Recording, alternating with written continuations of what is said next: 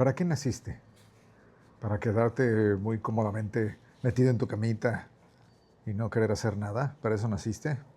Bueno, pues eso es el comienzo quizás del libro quinto del libro de meditaciones de Marco Aurelio que estamos leyendo ahora. Completo, como sabes, puedes ver en mi perfil los otros primeros 4 libros que ya hemos leído completos. La idea es leer todo el libro. Soy Javier H. Castañeda. Te invito a que te suscribas para escuchar todas estas reflexiones de Marco Aurelio, salpicadas con algunas propias, ¿no? Bueno, en el libro quinto de Marco Aurelio, del libro Meditaciones de Marco Aurelio, quizás vienen las cuestiones más útiles. Para mucha gente este es el libro más útil de toda la obra, Meditaciones, porque son prácticamente aplicaciones prácticas, como qué, en firme, no procrastinar, sentir que uno tiene que cumplir el deber aunque no tenga ganas, la disciplina, la utilidad del ciudadano, que no te perturben las opiniones de los demás, cosa que es una cuestión tan moderna, ¿no? Que por eso el libro quinto es tan aplicable hoy en día, ¿no? Bueno, sin más preámbulo, te leo el libro completo, el número 5 de Meditaciones. 1. Por la mañana, cuando sintieses pereza de levantarte, piensa: yo me levanto para cumplir con los oficios propios de un hombre. Me desazonaré, pues, si voy a ejecutar aquello para lo que nací, para lo que vine al mundo. A esto fui formado, para rellenarme en la cama caliente entre mis cobertores. Por esto, dirás, ¿es más agradable? ¿Fuiste formado entonces para solazarte? ¿No ves cómo las plantas, los pájaros, las hormigas, las arañas, las abejas tienen cada cual su tarea propia y contribuyen, a su vez, al buen orden del mundo? Entonces tú, ¿no querrás hacer lo que incumbe al hombre? ¿No te apresurarás en poner por obra lo que se conforma con la naturaleza? Conviene, con todo, descansar. Conviene, de acuerdo, pero la naturaleza prescribió sus límites al reposo, como en el comer y beber. ¿Y tú, no traspasas los límites más allá de lo que es menester? Conviene obrar, y tú no solo no cumples tu deber, sino que te quedas más atrás de lo que pueden tus fuerzas. Tus fuerzas. No te amas de veras a ti mismo. Si en realidad te amases, amarías tu naturaleza y tu destino. Otros que tienen pasión por su oficio se consumen en el ejercicio de sus obras, sin bañarse apenas y sin comer. Mas tú, ¿cuántas, cuántas cuentas menos con tu naturaleza que el torneador con su arte, el danzarín con su danza, el avaro con su plata, el vanidoso con su gloria? Estos, una vez poseídos por sus aficiones, no quieren comer ni dormir, sino más bien acrecentar el objeto de sus esfuerzos según sus posibilidades. Ahora bien, a ti, ¿te parecerán las acciones útiles a la sociedad inferiores y merecedoras de menor atención? Bueno, prácticamente lo que está diciendo es: haz lo que debes de hacer, como los animalitos del campo hacen su trabajo, tú debes hacer el tuyo, y es la de ser hombre, ser mujer y cumplir con tu deber, que ese es a lo que vienes, ese es un propósito lo que él está mencionando, ¿no? 2. ¿Cuán fácil es sacudir y destruir de la fantasía toda idea o importuna o extraña y recobrar al punto la calma íntegra? ¿Qué tan fácil es? Todo está en tu mente, ¿no? Entonces, ¿qué tan fácil es quitarse una idea? ¿Qué tan fácil es adquirir una idea? 3. Júzgate digno de toda palabra y de toda acción que no desiga de la naturaleza. No te dejes desviar por las consiguientes censuras o razonamientos de algunos hombres. Antes bien, si es noble hacer o decir una cosa, no te desdeñes de ella. Esos hombres tienen su peculiar juicio y se dejan llevar por sus personales instintos. Mas tú no te desazones por ello. Antes bien, sigue el recto camino guiado por tu propia naturaleza y por la naturaleza universal. Ambas siguen una ruta común. Es muy fácil comentar este párrafo, ¿no? No te fijes en lo que digan los demás de ti. Fíjate, yo a veces he pensado, realmente a nadie le importas, a nadie le interesas, salvo 2 o 3 personas que te quieran de veras. A nadie le interesa. A nadie le interesa lo que hagas o dejes de hacer. Todo mundo está pensando en sí mismo o en sí misma. Y si en algún momento llegas a ser próspero, llegas a ser próspera, pues probablemente alguien se alegrará por ti. Pero los más te tendrán envidia o dirán algún pretexto por lo cual lograste lo que has logrado. Así es que no te importe lo que digan los demás, sigue tu naturaleza, tu propia naturaleza, a como lo dice el libro de meditaciones de Marco Aurelio. 4. Recorro las diversas etapas de la naturaleza sin parar hasta que, caído, descansaré entregando mi aliento a este aire que respiro todos los días, convirtiéndome en la tierra de donde mi padre recogió mi germen, mi madre mi sangre, mi nodriza su leche, la tierra que me da todos los días por tantos años el alimento y la bebida, que me sostiene mientras camino y que tanto me aprovecha. 5. ¿No puede admirarse en ti la agudeza de ingenio? Sea, pero tendrás otras cualidades por las cuales no podrás disculparte alegando fui mal dotado. Conquístalas, pues, que dependen únicamente de tu arbitrio. La inalterabilidad, la gravedad, la resistencia, la continencia, la aceptación del destino, la moderación de los deseos, la benevolencia, la libertad, la sencillez, la seriedad, la magnanimidad. ¿No comprendes cómo podrías adquirir ahora estas cualidades sin escudarte con el pretexto de una incapacidad natural o de insuficiente aptitud? Y en tanto, permaneces deliberadamente por debajo de tus posibilidades. Claro, de hecho, tengo una anécdota muy interesante, muy personal. Hace muchos años, alguien con quien trabajaba en una compañía, estoy hablando hace quizás unos 20 o 15 años, me dijo, te veo y veo potencial. Entonces, en ese momento yo me sentí muy halagado, ¿no? Pensando en eso. Y dije, wow, esta persona que es un alto dirigente de una compañía piensa en mí de eso. Pero la realidad es que, pues me estaba diciendo que necesitaba crecer, ¿no? Porque veía potencial, pero no realizado. Entonces yo te convino a que realices tu potencial. Cuando no eres bueno para una cosa, pues puedes ser bueno para otra. Descubre qué es y hazlo. Desarróllalo.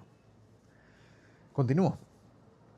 ¿Acaso cuando murmuras de la vida, cuando te haces a ella, cuando te ensorbeces, cuando echas la culpa de toda la fragilidad de tu cuerpo, cuando buscas complacerte, cuando alardeas presuntuosamente, cuando tu alma experimenta todas estas oscilaciones, lo haces obligado por cortedad de aptitudes naturales? Por los dioses que no. Podías, tiempo A, librarte de sus males, acusándote únicamente, en todo caso, de una demasiada lentitud de espíritu, de una excesiva indolencia en fijar tu aplicación. Pero sobre todo, conviene también ejercitarse en ello, sin preocuparte ni estar bien hallado con esta inercia espiritual. Permíteme. 6. Alguno, cuando dispensa un beneficio a otro, está dispuesto a tener en cuenta calculadamente ese favor. Esto otro no intenta obrar de esta guisa. Considera, empero, al favorecido en sus adentros como a un deudor y no se le olvida del bien que le ha dispensado. Pero un tercero ha olvidado ya, en cierto modo, el favor que hizo. Se asemeja a la viña que produce la uva y no reclama nada más después de haber producido el propio fruto, como el caballo que ha hecho su carrera, el perro que ha seguido su caza, la abeja que ha fabricado su panal. Así el hombre que favoreció a otro no debe intentar beneficiarse, sino pensar cómo le serviría otra vez, imitando a la vid que en su tiempo vuelve a llevar la uva. Según esto, ¿conviene ser como aquellos que en cierto modo hacen bien sin mirar a quién? Sin duda. Pero es necesario conocer lo que uno hace, porque el oficio propio de un ser sociable es sentir que obra conforme a las leyes de la sociedad, y por Zeus, querer que su asociado a sí mismo llegue a sentirlo. Es verdad lo que dices, pero ahora interpretas mal el sentido. Vendrás a ser por ello como uno de estos hombres jactanciosos de que hablaba más arriba, pues también ellos se dejan engañar por ciertas apariencias de verdad. Si quieres, no obstante, entender bien el sentido de esta prevención, no temas que por esto omitas acción alguna útil a la sociedad. Este es un concepto interesante porque al final, por ejemplo, al hacer un favor, al dar un cumplido, hacer algo más, ¿qué más esperas? Ya lo diste. ¿Más gracias? ¿Que te den más gracias? Tu obra.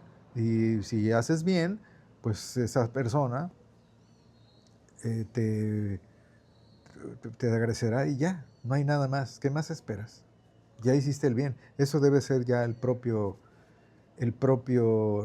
recompensa. 7. La plegaria de los atenienses era en esta forma: riega, riega, amado Zeus, los campos y los valles de los atenienses. Y en verdad, o no se debe rezar, o se debe rezar así, sencillamente, ingenuamente. Vaya, porque al solicitar que llueva, que sean fértiles, lo que quiere decir es que lo único que quieres es que te den la oportunidad de hacer tú cosas, ¿no? De crecer, no que te den ya las cosas hechas. 8. De la misma manera que suele decirse que Asclepios ordenó a uno la equitación, los baños fríos o el caminar descalzo, asimismo se debe entender cuando se dice: la naturaleza universal ha ordenado a éste una enfermedad, una dolencia, una mutilación o algo parecido. Porque allí la palabra ordenó significa más o menos. El Dios ha asignado para tal enfermo un tratamiento conducente a su sanidad. Y aquí, lo que acaece a cada uno le ha sido asignado como correspondiente a su hado. Así debemos decir que estos acontecimientos que nos ocurren nos vienen bien, como suele explicarse los albañiles que las piedras se encuadren en los muros o en las pirámides, cuando armonizan mutuamente según tal o cual combinación.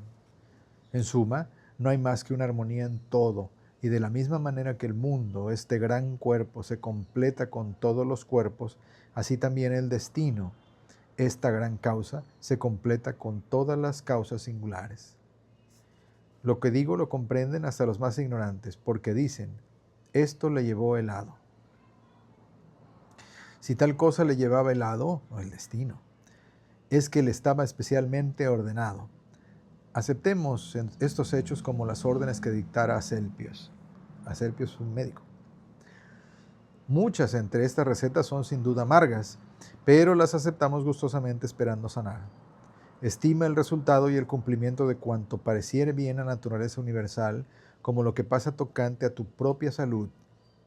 Abraza, por ello, todo lo que te aconteciere, aun cuando parezca un tanto molesto, con la mira de que conduce a la salud del mundo, a la prosperidad y a la felicidad de Zeus, o el Dios. No hubiera ordenado tal acontecimiento a este hombre si no fuese adaptado al buen orden del universo, puesto que ninguna naturaleza particular lleva algo que no cuadre a ser gobernado por ella. Conviene, pues, por dos razones, contentarse con lo que ocurriere. La una, porque esto se hizo para ti, te estaba ordenado, se te hacía, en cierto modo, desde lo alto, encadenado a causas muy principales. Lo otro, porque esto que cada uno acontece en particular contribuye a la prosperidad, a la perfección y por Zeus, a la existencia misma de aquel que todo lo gobierna. Y en verdad, el universo vendría a quedar mutilado si se le desconcertase un poco de la conexión y contigüidad tanto de estas causas cuanto de sus partes. Y tú quiebras este enlace, por lo que te incumbe cuando te disgustas con los acontecimientos y en cierto modo los anulas. Este es uno de los conceptos del estoicismo más conocidos, el amor fati, que sería como abraza las cosas que te suceden porque tienen una razón de ser, ¿no? Todo el mundo, estas son cuestiones que uno intuye, ¿no? Que dices, las cosas son por alguna razón, por algo suceden las cosas. En mi caso, por ejemplo, siempre he pensado eso, ¿no? Cuando sucede algo es por una razón y vamos a salir adelante, siempre se puede, ¿no? 9. No te desazones ni desfallezcas, ni te impacientes, si no logras comportarte íntegramente según los principios rectos de la filosofía. Antes bien, al sentirte fracasado, vuelve a investir de nuevo y acéptalo todo de buen grado, con tal que el mayor número de tus acciones se conforme con la obligación de un hombre. Abrazado de veras a tu resolución, no te entregues a la filosofía como el niño a un maestro de escuela, sino como los que sufren de la vista se sirven de la esponja y la clara de huevo, o como otros enfermos de la cataplasma y de la loción. De esta forma, no alardearás de una forzada obediencia a la razón, antes bien sentirás holgura en adherirte a sus dictámenes. Ten presente que la filosofía no quiere sino lo que quiere la naturaleza, mientras tú quisieras otra cosa opuesta a ella. ¿Y qué puede haber más agradable que seguirla? pues el placer no nos engaña, ¿acaso, con este mismo cebo del gusto? Ea, examina pues si no serán cosas más placenteras a la magnanimidad, a la libertad, la rectitud, la benevolencia, la piedad. Y en cuanto a la sabiduría, hay algo más agradable si se piensa qué seguridad, qué prosperidad procura en todas las ocasiones la facultad de observación y de la inteligencia. 10. Las cosas están recubiertas a la verdad de una tal veladura que no pocos filósofos y no de los recién llegados han parecido del todo incomprensibles. Y aún los mismos estoicos las juzgan por lo menos difíciles de comprender. Y es que todo ascenso nuestro está sujeto a errar. ¿Dónde hallarás uno que sea inmutable? Da un paso ya hacia los mismos objetos que caen bajo nuestro conocimiento. Cuán efímeros son, viles, capaces de pasar al dominio de un libertino, de una ramera, de un malhechor. Después de esto, pasa a las costumbres de aquellos con quienes vives. El más cortés de todos es difícilmente aguantable, por no decir que apenas puede él soportarse a sí mismo. En medio de esta oscuridad, de este fango, de este tan rápido flujo de la sustancia, del tiempo, del movimiento y de las cosas movibles, ¿hay algo digno de honda estima y aún de atención para conseguirlo? Yo no lo veo. Por el contrario, conviene exhortarse uno a sí mismo a esperar su natural disgregación y no llevar a mal que ésta se demore, confiándose a estos dos únicos principios. Primero, nada me ocurrirá que no sea conforme a la naturaleza universal. Segundo, tengo yo en mi mano el no hacer cosa alguna contraria a mi Dios y a mi genio, puesto que nadie me forzará a violar su voluntad. Bastante profundo. 11. Permíteme. ¿Qué uso hago, pues, en este instante de mi alma? En cada una de mis acciones me formularé esta pregunta y examinaré qué cosa tengo ahora en esta parte de mí mismo que se llama recto juicio y en qué estado tengo mi alma al presente. ¿Acaso en el de un niño, de un joven, de una mujerzuela, de un tirano, de un jumento, de una fiera?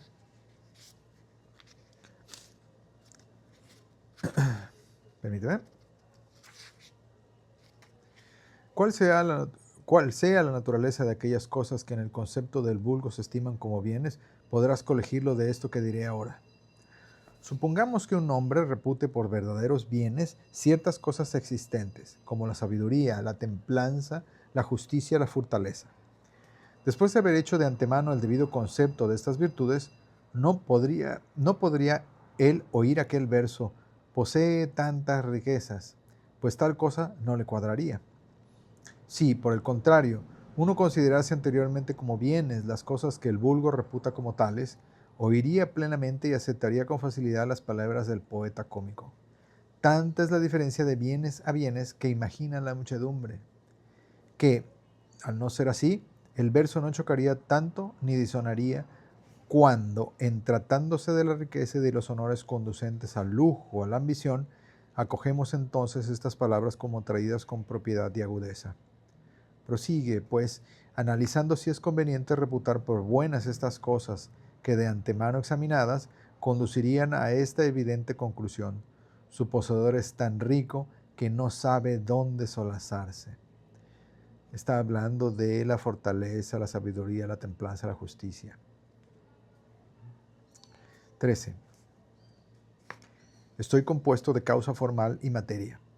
Ninguno de estos elementos será reducido a la nada, del mismo modo que tampoco han salido de la nada, pues cada parte de mí tendrá asignado otro lugar, mediante la transformación en otra parte del mundo, y de nuevo, ésta se transformará en otra parte del universo, y así continuará la sucesión hasta la eternidad. Por esta vía de transformación tuve yo principio, y lo mismo mis padres, y por su orden otros, hasta remontarnos así al infinito.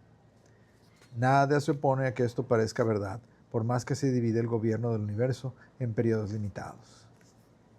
14.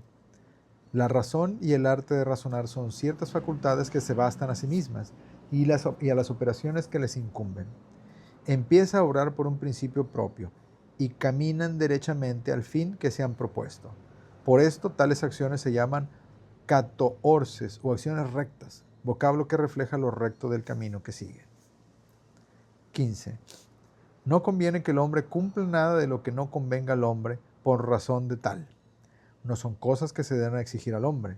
La naturaleza del hombre no se las promete, no son perfecciones de la naturaleza humana. No es menester tampoco que el hombre cifre en ninguna de ellas su fin, ni, lo que remata el fin, su bien. Además, si alguna de estas cosas fuera conveniente al hombre, fuerza sería no despreciarlas ni rebelarse contra ellas. No podría probarse al hombre que diera señales de necesitarlas, y menos sería hombre recto el que se limitara a una sola, dado que ellas fuesen bienes. En realidad, cuanto más se despoja uno de estas y otras cosas idénticas, mejor aún. Cuanto con más paciencia se soporta esa expoliación, tanto más crédito adquiere el hombre de bien. 16. Tu inteligencia será cual la hagan tus ideas habituales. ¿Te acuerdas de Aristóteles que decía la excelencia es un hábito, no un estado? Tu inteligencia será cual la hagan tus ideas habituales, pues el alma queda imbuida de sus ideas. Impregna así la tuya con una abundancia de pensamientos como este. Allí donde se puede vivir, es posible también vivir bien. Pero se puede vivir en la corte, luego se puede vivir bien en la corte. Allí asimismo, cada ser tiende hacia el fin por el cual y en vista del cual fue creado. En ajustarse a tal inclinación consiste el fin, y en el fin están cifrados el interés y el bien de cada uno. Luego, el bien propio de un viviente racional es la sociedad, puesto que está demostrado desde hace tiempo que para ella nacimos. ¿No es también evidente que los seres inferiores han sido creados por causa de los superiores? ¿Y los superiores con respecto entre sí? Luego, los seres animados son superiores a los inanimados, y los racionales a los simplemente animados. 17. El perseguir imposibles es locura, y es imposible que los malvados no cometan tales acciones. 18. Nada ocurre al hombre que no pueda sobrellevarse naturalmente. Lo mismo puede ocurrir a otro, y sea que ignore lo que pasó, sea que quiera hacer ostentación de magnanimidad, se está firme y sin lesión. ¿No es sorprendente que la ignorancia y el deseo de complacer puedan más que la sabiduría? 19. Las cosas no tienen por sí mismas contacto alguno con el alma, no tienen acceso al alma, no pueden modificarla ni ponerla en movimiento. Ella sola se modifica y se pone en movimiento por sí misma, y hace, sean tales los sucesos, que se le ofrezcan cuáles fueron los dictámenes que ella estimó dignos de sí misma. 20. Por cuanto el hombre es un ser estrechamente allegado a nosotros, en tanto debemos hacerle bien y sufrirlo con paciencia. Pero en cuanto algunos hombres se nos oponen en el cumplimiento de nuestros deberes, ya el hombre baja a la categoría de los seres que me son indiferentes, como el sol, el viento, la bestia. Esos objetos pueden obstaculizar en algún modo mi actividad, pero mi empeño y mis actitudes internas no conocen trabas, gracias a mi facultad de economizarme y derribar los obstáculos. Puesto que la inteligencia derriba y desplaza, ante el fin que la guía, todo impedimento de su actividad. Lo que estorbaba su buena acción le sirve de medio para aventajar, lo que cortaba su camino le ayuda a avanzar. Ese es otro concepto de amor fati, ¿no? Que los obstáculos sean el camino. Incluso hay un libro interesante de Ryan Holiday, que se llama El obstáculo es el camino. Y por ahí va. O sea, que los obstáculos te ayudan a crecer. De lo contrario, siempre tendrías todo fácil, no te obligaría a crecer en ninguna forma, ni fondo, ¿no? 21. Honra lo que hay de más excelente en el mundo, aquello que beneficia de todo y vela por todo. Honra igualmente lo que hay en ti de más aventajado, y esto es homogéneo en todo con lo primero. Que esto es lo que te se sirve de las otras cosas, por medio de ti, y gobierna tu vida. 22. Lo que no es nocivo a la ciudad no perjudica tampoco al ciudadano. ¿Cuántas veces te vinieron la sospecha de que te han perjudicado? Sírvate de regla esta verdad. Si esto no perjudica a la ciudad, tampoco yo he sido perjudicado. Pero si la perjudica, no hay que irritarse con el que perjudica a la ciudad. ¿Y por qué no le das a entender su error? Es un diálogo. 23. Considera muy a menudo la rapidez con lo que los seres existentes y los acontecimientos ocurren y se nos arrebatan, porque a la verdad la sustancia, como un río, está en un curso constante. Las energías en perpetua mutación, las causas sujetas a innumerables alteraciones, casi no hay cosa estable. Y he ahí, a dos pasos, el abismo infinito del pasado y del futuro, en donde todo se desvanece. No se reputará por loco al hombre que ante tal espectáculo se enorgullece, se encrespa o se lamenta, como si alguna adversidad le importunara por tan breve espacio, y aunque fuese por más tiempo. Ese es un concepto interesante sobre el pasado y el futuro que, si lo piensas, en realidad no existen. De creer que un pasado se está repitiendo continuamente en algún lugar es inútil y el futuro es totalmente incierto. Lo único que tienes es hoy, aquí y ahora. 24. Piensa en la totalidad de la sustancia de la cual participas en muy pequeña porción y proporción, y en la totalidad del tiempo del cual te ha cabido un intervalo breve, infinitamente exiguo, y en el destino del cual es parte mínima. Ese es el memento mori, ¿no? Recuerda que vas a morir. 25. Comete a alguien una falta contra mí, él lo verá. Tiene su propio carácter y su propio modo de obrar. Yo, por mi parte, solo tengo en este momento lo que la naturaleza universal quiere que tenga al presente, y hago lo que mi naturaleza quiere que ponga por ahora en ejecución. 26. El principio rector y soberano de tu alma permanece indiferente ante el movimiento, lene o violento, de la carne.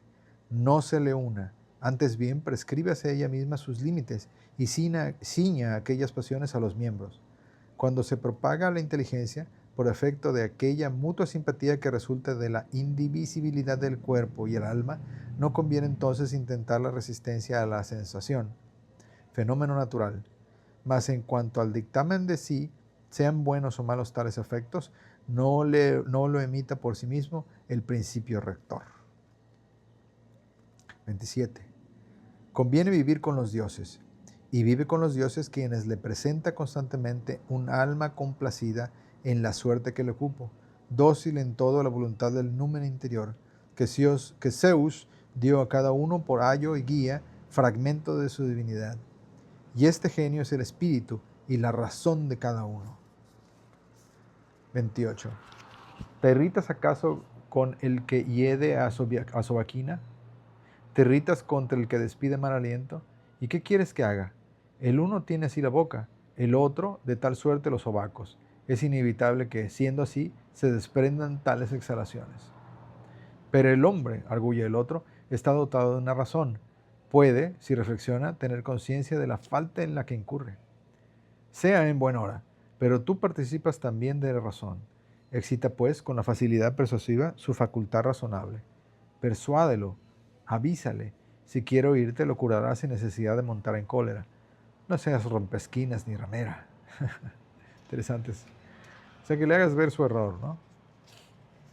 29. La conducta que te propones observar luego, al tiempo de morir, puedes llevarla aquí mismo. Si no te dejan en libertad de hacerlo, mejor entonces eximirse de vivir, pero convencido de que no padeces mal alguno. Humo, y ya me voy. ¿Por qué te parece esto un negocio de gran momento? Mientras no me despida ninguna razón de este género de vida, permanezco libre y nadie me impedirá hacer lo que quiera. Y lo que yo quiero es portarme según lo pide la naturaleza de un ser racional y sociable. La inteligencia del universo es sociable. Así ha creado a los seres de baja esfera con respecto a los de superior calidad y ha condicionado a los superiores los unos a los otros.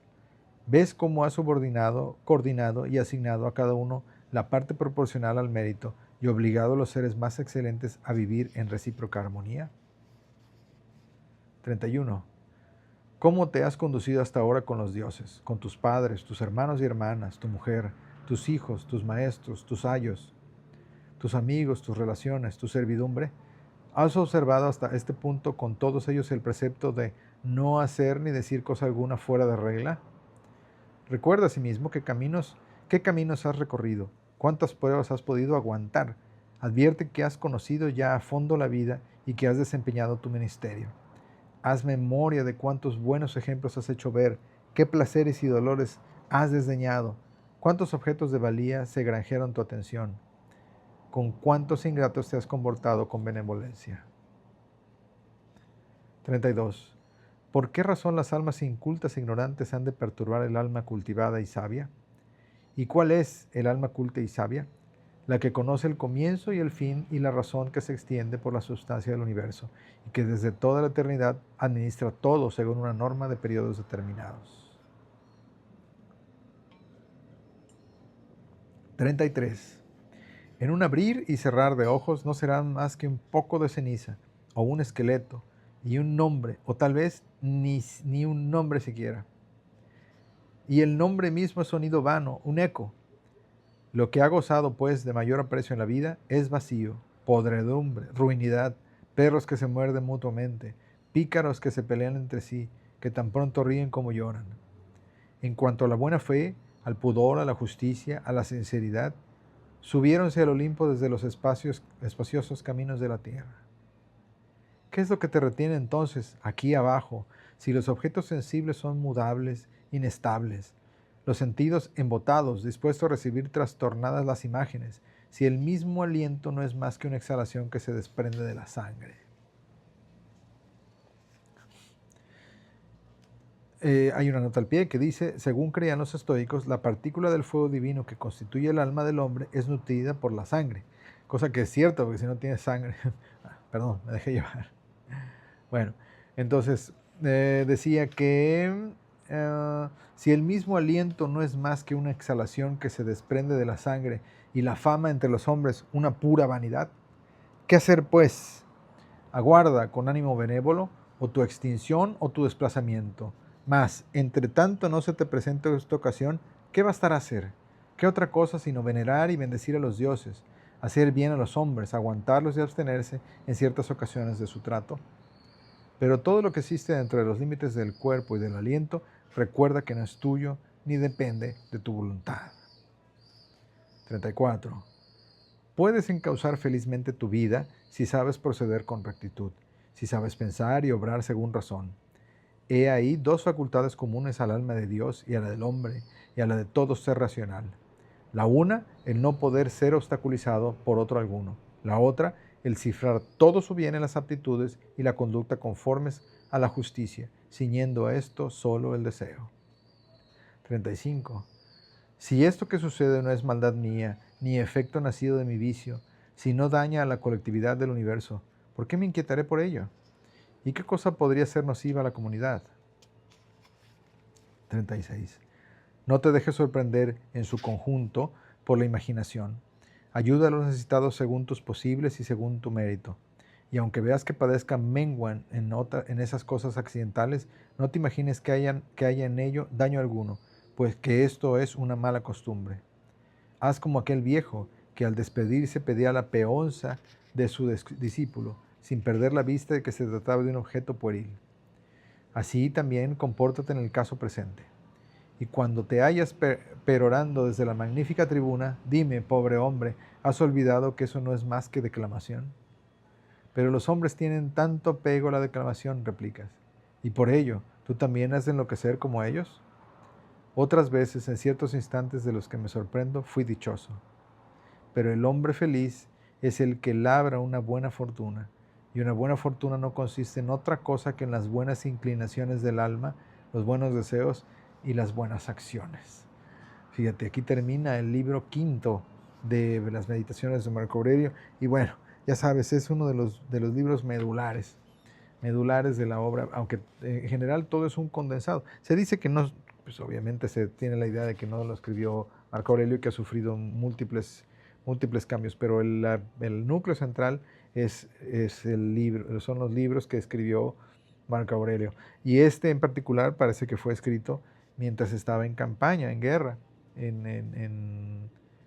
te decía yo, cerca del Danubio. Entonces tiene particular interés esa situación, ¿no? Que estaba en momentos de tensión y estaba tratando de filosofar acerca de las cosas de la vida, las ocurrencias de la vida, de aceptar tu destino, de que las opiniones de los demás no te importen y hacer el bien, y aquí lo dice el libro, hacer el bien sin mirar a quién.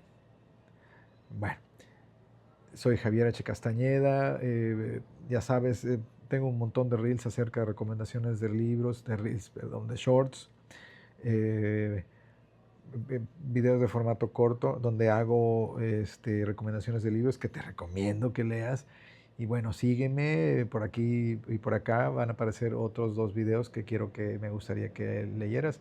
Y suscríbete para recibir notificaciones acerca de estas lecturas que hago y también sobre recomendaciones de libros, como ya te dije. Muchas gracias por llegar hasta aquí.